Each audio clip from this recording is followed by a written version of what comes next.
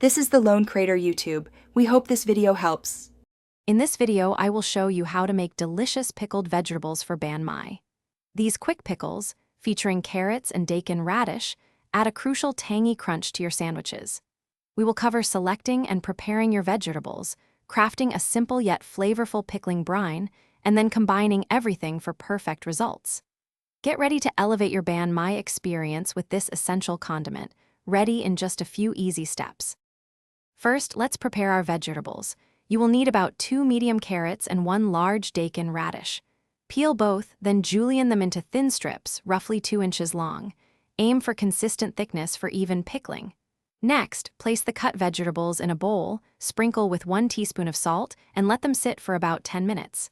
This step draws out excess water, ensuring a crispier pickle. After 10 minutes, rinse them thoroughly under cold water and pat dry. Now, let's create our flavorful pickling brine. In a small saucepan, combine 1 cup of white vinegar with 1 cup of water. Then, add 1/2 cup of granulated sugar and 1 teaspoon of salt.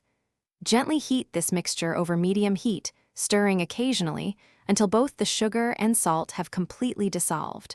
Do not boil the mixture vigorously, just ensure everything is well incorporated. This sweet and sour brine is the key to those perfectly balanced pickled vegetables.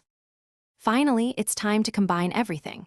Carefully pack your prepared, dried carrots and daikon radish into a clean, heat-proof jar.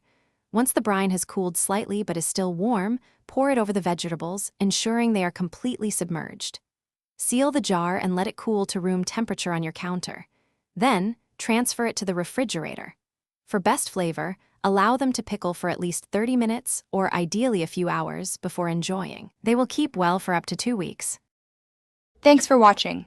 Consider subscribing if we helped you.